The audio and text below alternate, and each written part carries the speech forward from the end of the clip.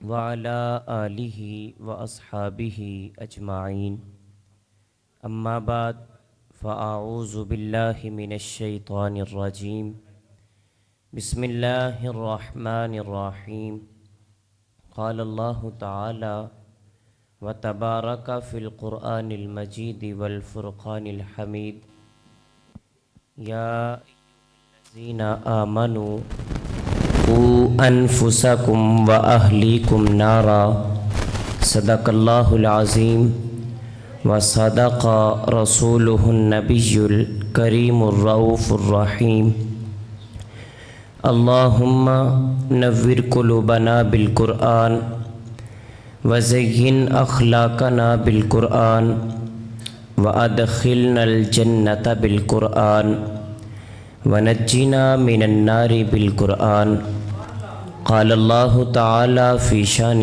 حبیبہ ان اللہ وملائکتہ یصلون علی النبی یا ایہا الذین آمنوا صلوا علیہ وسلموا تسلیما الصلاۃ والسلام علیک یا سیدی یا رسول اللہ وعلی آلک واصحابک یا سیدی یا حبیب اللہ الصلاۃ والسلام علیک یا سیدی یا نبی اللہ وعلی آلک واصحابک یا سیدی یا رحمۃ للعالمین۔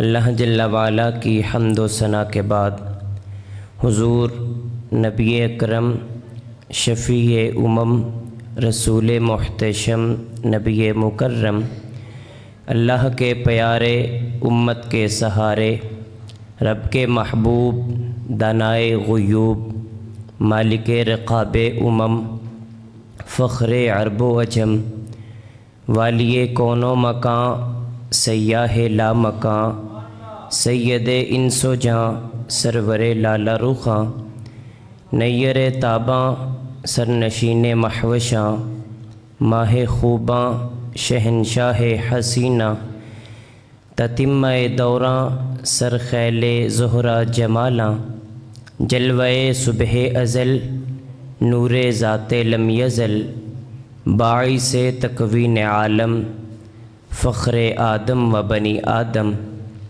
نیر بطحا راز دار ما اوحا شاہد ما طغا صاحب علم نشرہ معصوم آمینہ احمد مجتبیٰ حضرت محمد مصطفیٰ صلی اللہ تعالی علیہ وآلہ وسلم کے حضور ناز میں اپنی عقیدتوں محبتوں اور نیاز مندیوں کا خراج پیش کرنے کے بعد نہایت ہی واجب الاحترام عزتوں کی مسند پر جلوہ فراز عالی مرتبت علماء کرام معزز سامعین و حضرات السلام علیکم ورحمۃ اللہ وبرکاتہ۔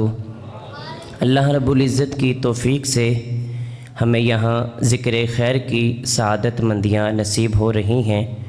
اللہ رب العزت کی بارگاہ میں دعا کرتے ہیں ہماری حاضری کا لمحہ لمحہ قبول فرمائے اور ہم سب کو قابل عمل باتوں پر توفیق عمل نصیب فرمائے۔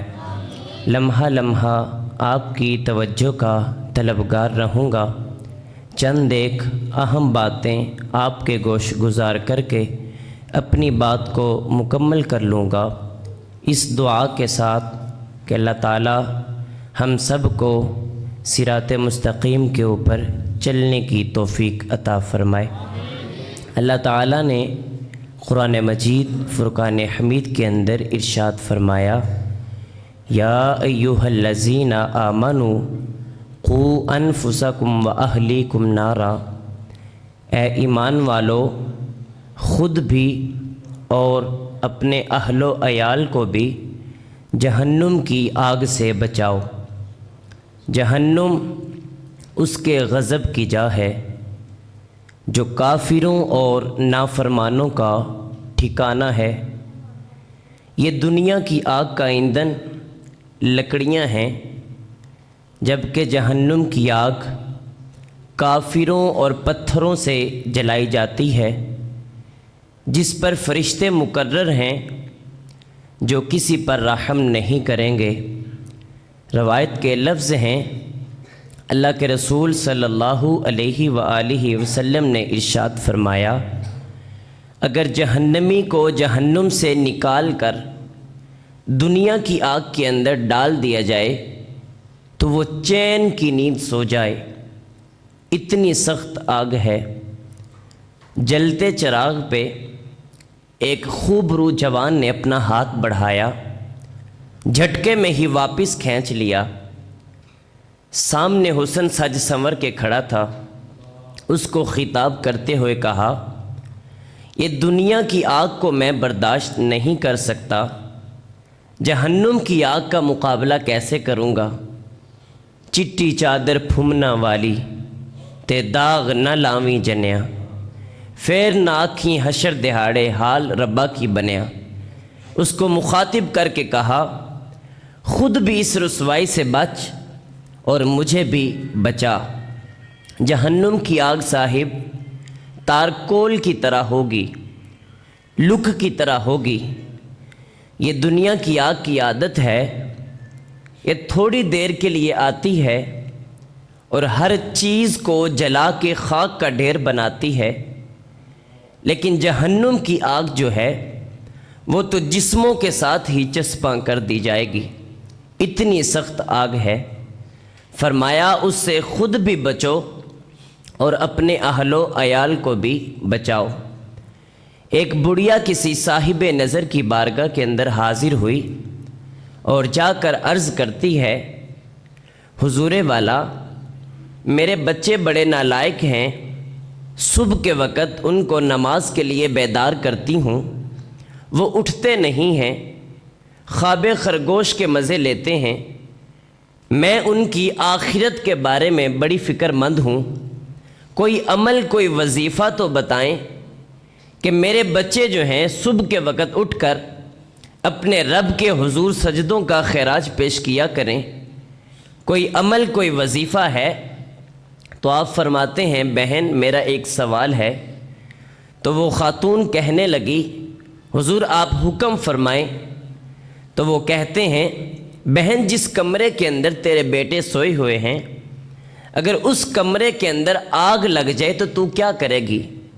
تو وہ خاتون کہنے لگی، میں چیخوں گی، چلاؤں گی اور کھینچ کے ان کو باہر نکالوں گی۔ تو وہ بزرگ بول کے کہتے ہیں، جہنم کی آگ اس سے بھی زیادہ سخت ہے۔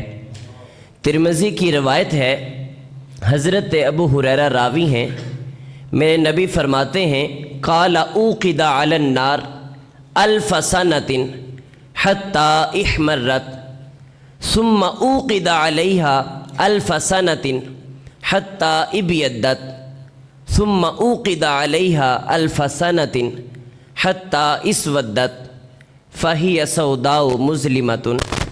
میرے نبی فرماتے ہیں، اللہ نے جہنم کی آگ کو 1000 سال بھڑکایا، اس کا رنگ جو ہے سرخ ہو گیا۔ یہ دنیا کی آگ کی عادت ہے، یہ جلتی ہے تو روشنی بانٹتی ہے، وہ بھی بھڑکی اور سرخ ہو گئی۔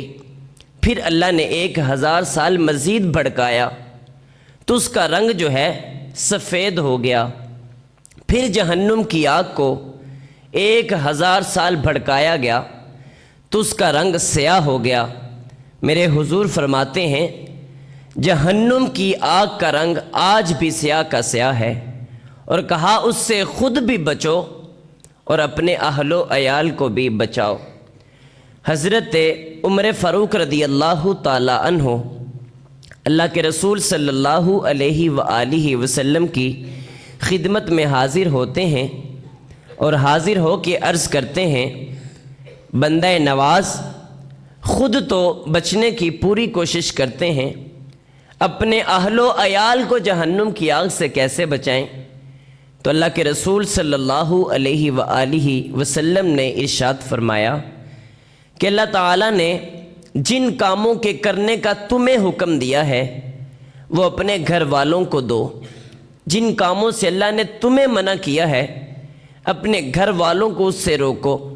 باپ نماز پڑھنے جاتا ہے، اپنی اولاد کو انگلی سے پکڑ کے مسجد میں لے جائے۔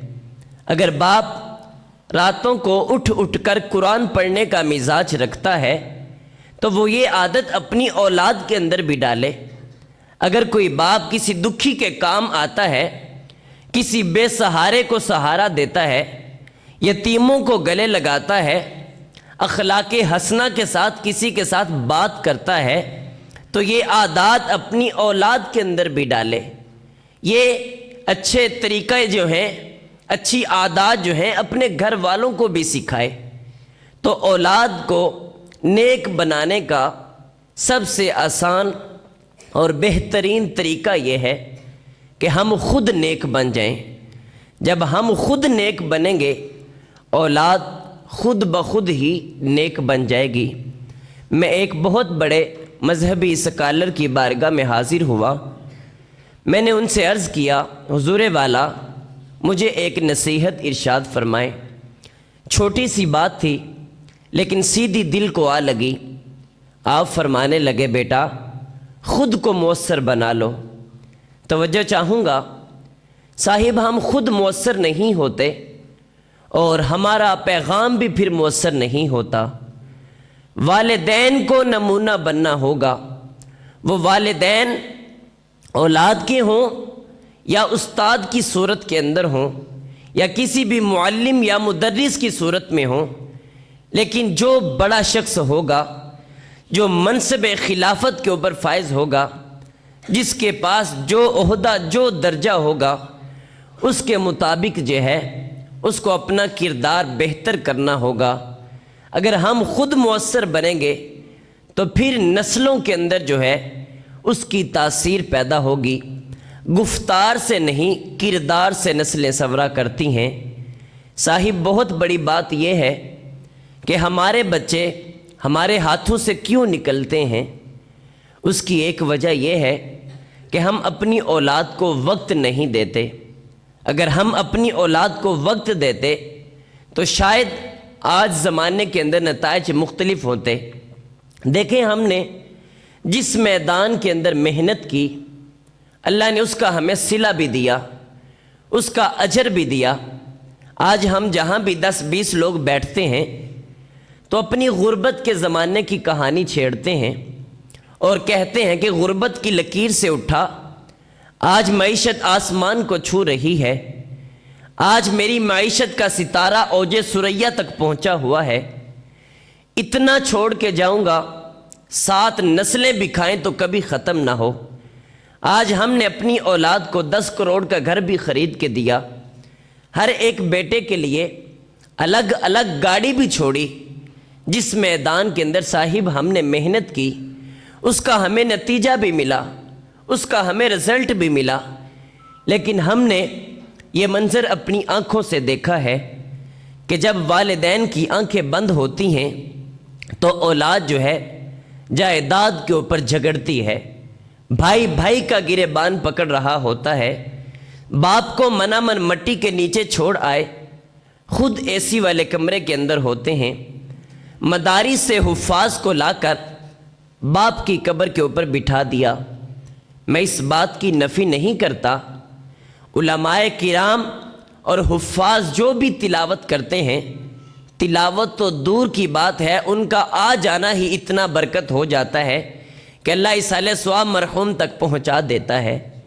ان کی عبادت، ان کی تلاوت اپنی جگہ پر ہے، لیکن توجہ چاہوں گا، باپ کو منا من مٹی کے نیچے چھوڑ آئے اور خود اے سی والے کمرے کے اندر ہوتے ہیں، اور سب سے پہلا کام کیا کرتے ہیں کہ باپ کے کپڑے صدقہ کرتے ہیں، باپ کی چارپائی صدقہ کرتے ہیں۔ کس لیے؟ اب ان کو خوف آنے لگا، کہیں باپ کی چارپائی پہ سوئیں گے تو موت کا فرشتہ نہ گھیر لے، کہیں باپ کے کپڑے پہنیں گے تو موت کا فرشتہ نہ آ جائے۔ جس باپ کے کپڑے صدقہ کیے، جس باپ کی چارپائی صدقہ کی، اسی باپ کی دولت کے اوپر سانپ بن کے بیٹھ گیا۔ یہ تو ہمیں سوچنا ہوگا نا کہ ہم نے اپنی اولاد کو دیا تو کیا دیا، صرف دنیا کا غم دیا؟ ہم نے ان کو آخرت کی کہانی کیوں نہ سنائی؟ ہم نے ان کو اچھے اخلاق کیوں نہ سکھائے؟ ہم نے ان کی نوک پلک کیوں نہ سنواری؟ صاحب، یہ ہمارے ذمے تھا کہ ہم اپنی اولاد کو آخرت دیتے، اور اس کے لیے ضروری تھا کہ ہم اپنی اولاد کو وقت دیتے۔ ہم نے اپنی اولاد کو وقت نہ دیا تو ہمارا نقصان کیا ہوا کہ اس نے ہماری قبروں پہ آنا چھوڑ دیا، ہمارے کپڑوں سے ڈرنے لگے، ہماری چارپائیوں سے ڈرنے لگے۔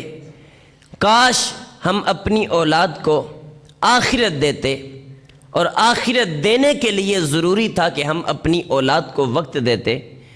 میرے استاذ گرامی فرمایا کرتے ہیں، کسی دوست نے بات سنائی کہ ایک بڑا امیر شخص تھا، اس کے بیٹے سے سوال کیا گیا کہ اگر جان کی امان پاؤں تو کچھ کہنا چاہتا ہوں۔ تو اس نے کہا جی بولیے۔ کہا بیٹا اگر آپ ناراض نہ ہوں تو تبھی میں بات کروں گا۔ تو اس نے کہا میں ناراض نہیں ہوں گا، آپ بتائیے کیا بات کرنا چاہتے ہیں؟ تو وہ شخص کہنے لگا، حضور والا آپ کے والد جو ہیں ہمارے اس علاقے کے اندر ایک بڑا حوالہ تھے، ان کی ذات سے بہت سارے لوگوں کو ہدایت کا نور نصیب ہوا ہے، اور ان کے دامن کے ساتھ بہت سارے لوگ جڑے ہوئے تھے۔ ان کا اخلاق حسنہ بہت اچھا تھا، لوگوں کو قرآن مجید کی تلاوت بڑی سہنی پڑھایا کرتے تھے، لیکن وہ عادات جو آپ کے والد کے اندر تھی وہ آپ کے اندر ہمیں نظر نہیں آتی۔ آپ کا اکھڑا سا رویہ جو ہے ہمارے سامنے ہے، آپ کا گرم لہجہ وہ بھی ہمارے سامنے ہے۔ تو کیا وجہ ہے کہ آپ کا باپ تو ایک بہت بڑا معتبر اور نیک آدمی تھا، ہمارے علاقے کے اندر اس کا ایک حوالہ تھا، لیکن کوئی بھی اس جیسی عادت جو ہے تمہارے اندر نظر نہیں آتی؟ تو اس بچے نے جو کہا غور سے سنیے گا۔ اس نے کہا ہمارے ساتھ بہت بڑا حادثہ ہوا ہے، اور وہ یہ کہ جو وقت ہمارا تھا وہ بھی آپ لوگ لے گئے ہو۔ تو ہم نے تو یہی کچھ بننا تھا نا، کہ جو وقت ہمارے والد نے ہمیں دینا تھا، ہماری نوک پلنگ سنوارنا تھی، ہماری تربیت کرنا تھی، وہ بھی آپ لوگوں نے لے لیا، تو ہم نے تو یہی کچھ بننا ہے۔ وہ اشفاق احمد صاحب سے کسی نے کہا نا کہ بڑے لوگوں کے بچے بڑے کیوں نہیں ہوتے؟ تو آپ فرمانے لگے بڑے لوگوں کے بچے یتیم ہوتے ہیں، کس لیے کہ ان کو ان کے والدین جو ہیں وہ وقت نہیں دے پاتے۔ صاحب میں بات کروں گا مزدور سے لے کر بزنس مین تک، اور مسجد سے لے کر خانقاہ تک۔ دیکھیں ایک مزدور ہے نا، وہ چاہتے نہ چاہتے بھی 8 گھنٹے ڈیوٹی کرتا ہے، اس کے بعد جو ہے اس کو صلہ ملتا ہے۔ وہ جانتا ہے کہ میں نے مہینے کے بعد گھر کا کرایہ بھی دینا ہے، بچوں کی فیس بھی دینی ہے، گھر کے اندر راشن بھی لانا ہے، بجلی کا بل بھی دینا ہے، دیگر ضروریات کو بھی پورا کرنا ہے۔ وہ کڑکتی دھوپ ہو یا برستے بادل ہوں یا بیماری کی حالت کے اندر بھی ہو، پھر بھی وہ 8 گھنٹے مزدوری کرتا ہے، اور اس کے بعد جو ہے اس کو صلہ دیا جاتا ہے۔ تو کاش ہم بھی چاہتے نہ چاہتے ہوئے اپنی اولاد کو وقت دیں، تو پھر آنے والے دور کے اندر دیکھیے گا کہ زمانے کے اندر نتائج کتنے مختلف ہوتے ہیں۔ آج کہا جاتا ہے کہ کیا کریں، ہمارے پاس تو وقت ہی نہیں ہے اپنی اولاد کو دینے کے لیے، انہی کے پیٹ پالنے کے لیے تو ہم محنت مزدوری کر رہے ہیں۔ صاحب توجہ چاہوں گا، مجھے بتاؤ آج ہم یہ کہتے ہیں کہ ہمارے پاس وقت نہیں ہے اپنی اولاد کو دینے کے لیے، انہی کے لیے ہی تو مال و دولت کما رہے ہیں۔ اللہ کے رسول صلی اللہ علیہ وآلہ وسلم سے بھی زیادہ مصروف کوئی شخصیت ہو سکتی ہے؟ اللہ کے رسول صلی اللہ علیہ وآلہ وسلم نے اپنا وقت 4 حصوں میں تقسیم کیا ہوا تھا، اور ان میں سے پہلا وقت جو تھا وہ خالق کے لیے تھا، اس میں مخلوق نہیں تھی۔ ساری رات مصلی پہ کھڑے ہو کر اللہ کے حضور عبادت کیا کرتے۔ حضرت سیدہ عائشہ صدیقہ عفیفہ رضی اللہ تعالی عنہا آپ فرماتی ہیں یا رسول اللہ صلی اللہ علیہ وآلہ وسلم، اللہ تعالیٰ نے آپ کی برکت سے آپ کے اگلوں اور پچھلوں کو بخش دیا ہے، پھر بھی آپ ساری ساری رات مشقت میں پڑے رہتے ہیں، حتیٰ کہ آپ کے پاؤں مبارک متورم ہو جاتے، زخم آ جاتے۔ تو سنو دوستو، اللہ کے رسول صلی اللہ علیہ وسلم نے کیا ارشاد فرمایا؟ کہا اے عائشہ افلا تکون عبدا شکورا، کیا میں اپنے رب کا شکر گزار بندہ نہ بن جاؤں؟ ایک وقت خالق کے لیے تھا، اس میں مخلوق نہیں تھی، اور ایک وقت مخلوق کے لیے تھا، اس میں ان کو لا الہ کی دعوت دیتے، ان کے دکھ سنتے، ان کے دکھ سمیٹتے، یتیموں کو گلے لگاتے، بے سہاروں کو سہارا دیتے۔ اور ایک وقت جو تھا وہ اپنی ذات کے لیے تھا، اس میں میرے حضور جوتا بھی گانٹھ لیتے ہیں، بکری کا دودھ بھی دو لیتے ہیں، کپڑوں کو پیوند بھی لگا لیتے ہیں۔ توجہ چاہوں گا، آج ہماری گاڑی کا دروازہ کھولنے کے لیے الگ بندہ ہے، پیچھے تکیہ رکھنے کے لیے الگ بندہ ہے، ہمارا بیگ اور جوتا اٹھانے کے لیے الگ ملازم ہے، گھر کی رکھوالی کے لیے الگ نوکر ہے۔ لیکن میرے حضور کی سیرت کتنی خوبصورت ہے کہ اپنے کام میرے حضور خود فرمایا کرتے تھے، اس میں جوتا بھی گانٹتے ہیں، کپڑوں کو پیوند بھی لگا لیتے ہیں۔ اور ایک وقت جو تھا وہ اپنے گھر والوں کے لیے تھا۔ حضرت سیدہ فاطمہ الزہرا رضی اللہ تعالی عنہا آپ کی میرے حضور تربیت کرتے ہیں، تو پھر سیدہ کیا فرماتی ہیں کہ رات کو میں بچوں کو سلا دیتی ہوں، مصلی بچھا لیتی ہوں، اور رب کے حضور اپنی پیشانی جھکا دیتی ہوں، اور پھر ہاتھ اٹھا کے دعا کرتی ہیں، یا اللہ تیری راتیں اتنی چھوٹی ہیں کہ رات ختم ہو جاتی ہے، ذوق بندگی ہی پورا نہیں ہوتا، ایک رات تو اتنی بنا دے کہ میں جی بھر کے تجھے سجدہ تو کر سکوں۔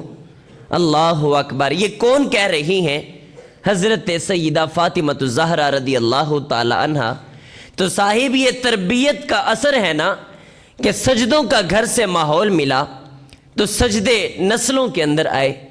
حضرت امام زین العابدین رضی اللہ تعالی عنہ آپ فرماتے ہیں کہ تہجد میں نے اپنے باپ سے سیکھی ہے۔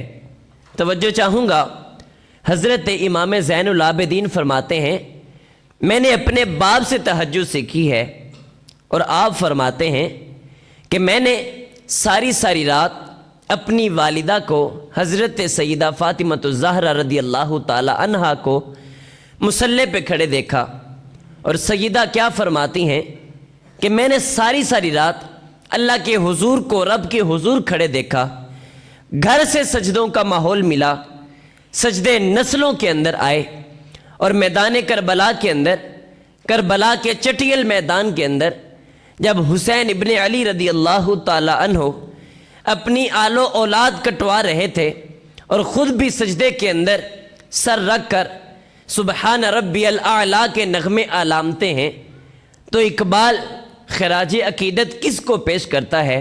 حضرت سیدہ فاطمہ الزہرا رضی اللہ تعالی عنہا کو، اور کیا کہتا ہے؟ رشتہ آئین حق زنجیر پاس، پاس فرمانے جناب مصطفیٰ، ورنہ گرد تربتش گردید میں، سجدہ ہا برخا کے او پاشید میں۔ اقبال علیہ رحمہ کہتے ہیں اے سیدہ، میں تیرے والد کی شریعت کا پابند ہوں، اگر میں اس کی شریعت کے اندر جکڑا نہ ہوا ہوتا تو آج میرا جی چاہتا ہے میں کعبے کا طواف نہ کروں، تیری قبر کا طواف کروں، آج کعبے کی طرف منہ کر کے نماز نہ پڑھوں، تیری قبر کی طرف منہ کر کے نماز پڑھوں۔ کس لیے کہ جو کام تو نے کیا ہے زمانے کی کسی اور خاتون نے نہیں کیا۔ نبی کے گھر کی ہے عظمت نبی سے سنتے ہیں، علی کے گھر کی ہے عزت علی سے سنتے ہیں، وہ جس نے معزز کیا گھرانے کو، حسین پال کر کے دیا زمانے کو۔ صاحب گفتار سے نہیں کردار سے نسلیں سورا کرتی ہیں، ہمیں بھی اپنے رویوں کے اوپر غور کرنا ہوگا۔ نپولین نے کہا تھا تم اچھی مائیں دو میں تمہیں اچھی قوم دوں گا، اور اللہ کے رسول صلی اللہ تعالیٰ علیہ وآلہ وسلم نے فرمایا باپ کی شفقتیں، اس کی محبتیں اپنی جگہ پر، لیکن باپ کو چاہیے کہ وہ اپنا کوڑا دیوار کے ساتھ لٹکائے رکھے۔ لیکن افسوس کے ساتھ کہنا چاہوں گا کہ آج جو ہمیں فری وقت ملتا ہے، فرصت کے چند لمحات نصیب ہوتے ہیں، وہ ہم موبائل کو وقت دیتے ہیں، ہم گھر کے اندر موجود ہو کر بھی حاضر نہیں ہوتے۔ کاش کہ ہم اپنے موبائل کو چند گھنٹوں کے لیے بند کر کے اپنی اولاد کو وقت دیں تو زمانے کے اندر نتائج مختلف ہوں۔ اللہ کے رسول صلی اللہ علیہ وآلہ وسلم نے فرمایا کہ جب بچہ پیدا ہوتا ہے تو سب سے پہلے اس کے کان کے اندر اذان کی آواز دی جائے، لیکن آج ہم اپنے معاشرے کے اندر ایک نظر اٹھا کر کے تو دیکھیں۔ میرا تعلق بھی چونکہ ایک دیہات سے ہے، تو ہمارے ہاں جب کسی بچے کی پیدائش ہوتی ہے تو ٹی وی آن کر دیا جاتا ہے، کس لیے کہ اس کے کان کے اندر کسی غیر کی آواز نہ پڑے۔ غیر کی آواز تو اس کے کان کے اندر ہم نے نہ پڑنے دی، لیکن ٹی وی آن کر کے قابل لعنت آواز اس کے کانوں کے اندر ڈال دی۔ حضور نے فرمایا بچہ پہلی آوازوں سے مانوس ہوتا ہے، چاہیے تو یہ تھا کہ اس کے سامنے ذکر کیا جاتا، اس کے کان کے اندر آذان کہی جاتی، بائیں کان کے اندر اقامت کہی جاتی۔ اور یہاں پہ سیدی اعلیٰ حضرت علیہ رحمہ نے لکھا ہے کہ جب بچہ تھوڑا سا بڑا ہو جائے اس کو سب سے پہلے اللہ اللہ سکھاؤ۔ جب اللہ اللہ سیکھ جائے پھر لا الہ کی لوری جو ہے اس کی زبان پہ چھیڑ دو۔ پھر جب لا الہ سیکھ جائے پھر محمد الرسول اللہ کے نغمے اس کی زبان کے اوپر جاری کر دو۔ پھر آگے محبت رسول کے ترانے جو ہیں اس کے گھوٹ کر دلوں کے اندر پلا دو۔ لیکن رک کر کے ایک بات کہنا چاہوں گا، آج ہمارے بچے بولنا سیکھتے ہیں تو گالی سیکھتے ہیں، اور وہی بچپن میں سیکھی ہوئی گالیاں جب بڑے ہو کر اپنے والدین کو دیتے ہیں تو والدین بھی شکوہ کرتے ہیں اور کہتے ہیں کہ حضور ہمارا بیٹا گالی دیتا ہے، ہماری بات نہیں مانتا۔ کاش کہ بچپن کے اندر جب اس کی زبان کے اوپر گالی آئی تو ہم نے اس کو روک دیا ہوتا، ٹوک دیا ہوتا، تو آج نتائج مختلف ہوتے۔ لیکن کیا ہوتا ہے کہ جب بچپن کے اندر بچے نے اپنی زبان سے گالی نکالی، توتلے لہجے کے اندر وہ بولا، تو رات کے وقت جب افراد خانہ جمع ہوتے ہیں تو ہم بڑی خوشی کے ساتھ اس بات کو دوبارہ سے چھیڑتے ہیں اور کہتے ہیں بیٹا وہ گالی جو صبح تو نے اپنی ماما کو دی تھی، دادا ابو کو تو سناؤ۔ چاہیے تو یہ تھا کہ گالی کو ہم گھر سے باہر نکالتے، لیکن ہم نے اس کی زبان کے اوپر گالی کو خود پختہ کیا۔ اللہ کے رسول صلی اللہ تعالیٰ علیہ وآلہ وسلم کی خدمت میں ایک نوجوان حاضر ہوا جس کا نام نامی اسم گرامی جابر بن سلیم تھا۔ حضور سے پہلی ملاقات تھی اور اللہ نے حضور کو یہ ملکہ عطا کیا تھا، پہلی ہی ملاقات میں اپنا بنا لیا کرتے تھے۔ ان کے بول بہاروں جیسے اور اصحاب ستاروں جیسے، مٹھیاں مٹھیاں گلاں مدنی ڈول دیاں، کنا دے وچ رہندیاں مشری کول دیاں۔ میٹھی میٹھی باتیں سنی، من کے اندر اتر گئیں، ایمان کی دولت سے مالا مال ہوئے۔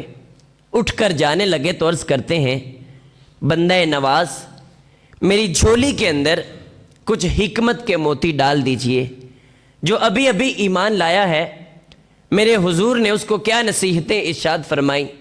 جو نصیحتیں ارشاد فرمائیں ان میں سے ایک نصیحت یہ تھی، اے جابر بن سلیم لا تسبن احدا، کبھی کسی کو گالی مت دینا۔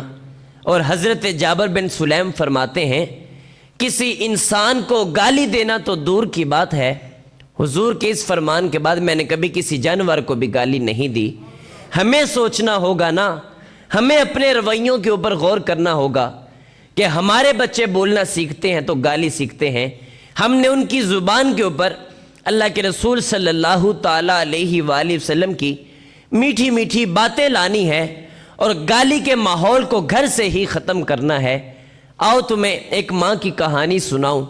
جس نے اپنے بیٹے کو ایک مدرسے کے اندر بھیجا اور استاد نے اس کو کہا بیٹا پڑھو بسم اللہ الرحمن الرحیم الحمدللہ رب العالمین، اس کو ازبر تھا۔ استاد نے پڑھایا سیقول السفہاء من الناس، ازبر تھا۔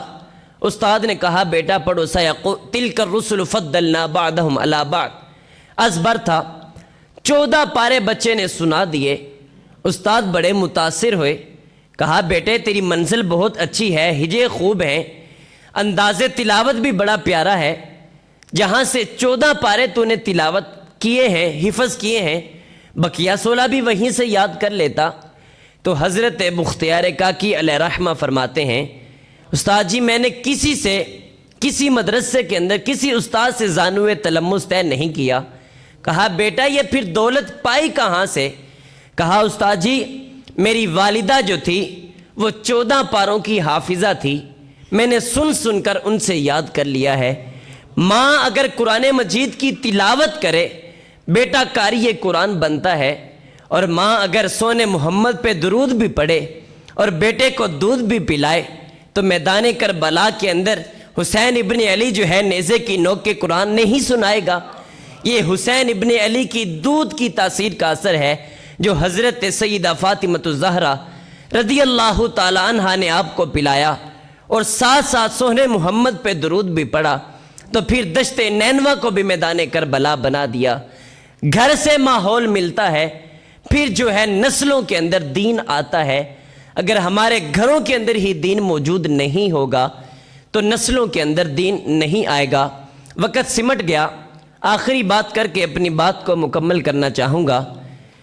کلاس روم کے اندر سوال کیا جاتا ہے بیٹا بڑے ہو کر کیا بنو گے؟ ایک شخص کہتا ہے ڈاکٹر بنوں گا، ایک کہتا ہے انجینئر بنوں گا، ایک کہتا ہے پائلٹ بنوں گا۔ ایک بچہ کھڑا ہوتا ہے اور کھڑا ہو کے کہتا ہے میں صحابی رسول بنوں گا۔ جب یہ آواز کانوں کے اندر پڑتی ہے استاد رک جاتا ہے اور بچے کی طرف بڑے غور سے دیکھتا ہے اور پھر کہتا ہے بیٹا پتہ بھی ہے تو کیا کہہ رہا ہے؟ صحابی رسول وہ ہوتا ہے جس نے سر کی آنکھوں سے سونے محمد کی زیارت کی ہو، حالت ایمان میں دنیا سے گیا ہو، سونے محمد کا زمانہ بھی پایا ہو، ان کی خدمت کے اندر بھی بیٹھا ہو، وہ صحابی رسول ہوتا ہے۔ لیکن تو 14 صدیوں کے فاصلے کے اوپر کھڑا ہے، تیرے دل کے اندر یہ شوق کیسے پیدا ہوا؟ تو وہ بچہ بول کے کہتا ہے استاد جی ہر روز رات کو سونے سے پہلے جو ہے میری والدہ مجھے ایک صحابی رسول کا قصہ سناتی ہے، تو میرے دل کے اندر بھی شوق پیدا ہوا کہ میں بھی بڑا ہو کر صحابی رسول بنوں گا۔ بچپن کے اندر اگر ماں نے اپنی اولاد کو صحابہ کا پیار سکھایا ہوگا تو بڑے ہو کر وہ صحابہ کے وفادار بنیں گے، صحابہ کو گالیاں دینے والے نہیں ہوں گے، صحابہ کے ساتھ محبت کرنے والے ہوں گے، صحابہ کے ساتھ پیار کرنے والے ہوں گے۔ آج فتنے کا دور ہے اور گھر گھر کے اندر شیطان صفت لوگ موجود ہیں۔ کوئی حضرت ابو بکر صدیق رضی اللہ تعالیٰ عنہ آپ کو معاذ اللہ برا بھلا کہتا ہے، کوئی حضرت عثمان غنی رضی اللہ تعالیٰ عنہ کے نام سے جلتا ہے، کوئی حضرت عمر فاروق کے نام سے جلتا ہے۔ تو کہا جس بچے کو بچپن کے اندر ہی ماں نے صحابہ کا پیار دیا ہوگا اور جب وہ بچہ بڑا ہوا جوان ہوا اس کے سامنے کوئی کہے کہ حضرت ابو بکر صدیق رضی اللہ تعالیٰ عنہ تو حق پر نہیں تھے، وہ گدی سے زبان کو کھینچ نہیں لے گا کہ تو کیسی بات کرتا ہے؟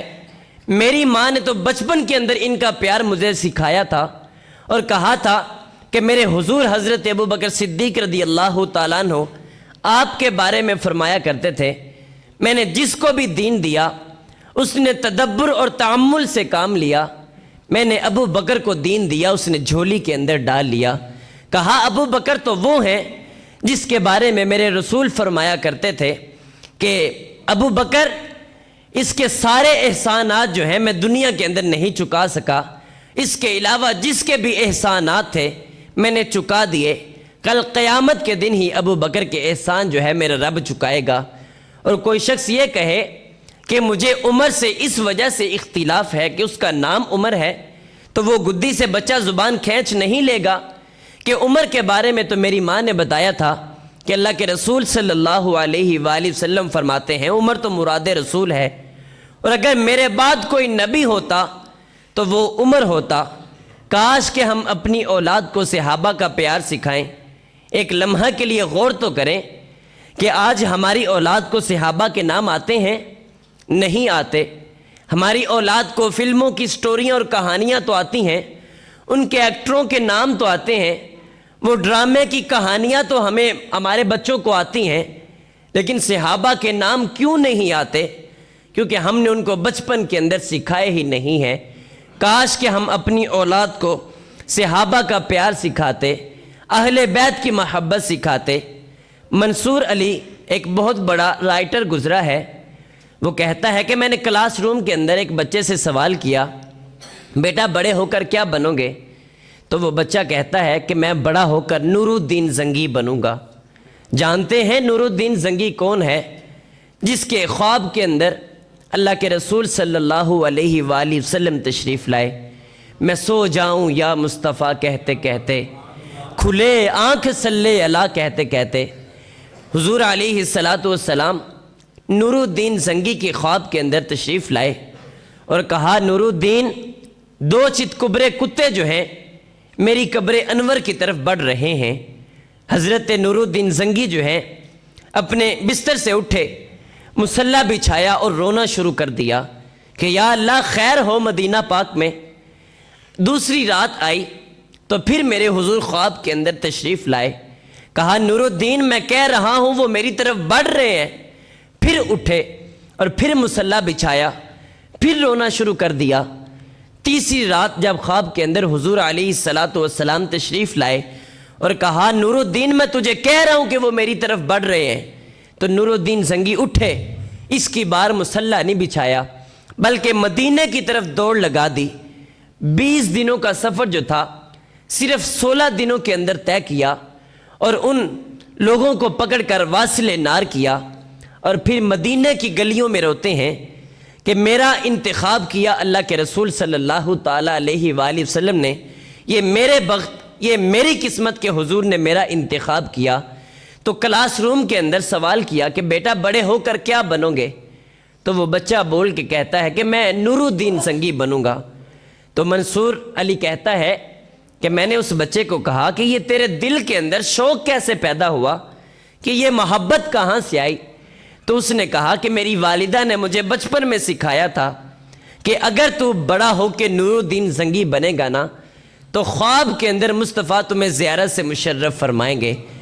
اگر ہم نے اپنی اولاد کو یہ تربیت دی ہوگی تو ہماری اولاد جو ہے بڑی ہو کر والدین کی فرما بردار بنے گی، اپنی اولاد کا کہا ماننے والی بنے گی، حضور علیہ السلام کی سیرت پر عمل کرنے والی ہوگی اور حضور کی سیرت کی محافظ بھی ہوگی، حضور کی ختم نبوت جو ہے اس کے اوپر پہرا دینے والی بھی ہوگی، اور حضور علیہ السلام کے نام کے اوپر اپنی جان قربان کرنے کے لیے تیار بھی ہوگی۔ لیکن شرط کیا ہے کہ ہم نے اپنی اولاد کو وقت دینا ہے اور وقت دے کر اپنی اولاد کا کردار جو ہے ان کو بہتر کرنا ہے۔ ہم نے گفتار سے نہیں کردار سے نسلیں سنوارنی ہیں۔ اللہ رب العزت کی بارگاہ میں دعا کرتے ہیں میرے ٹوٹے لفظوں میں، بکھرے جملوں میں اپنی محبت کی خیرات ڈال کر ہمارے من میں چراغاں کر دے۔ وآخر دعوایا ان الحمد للہ رب العالمین۔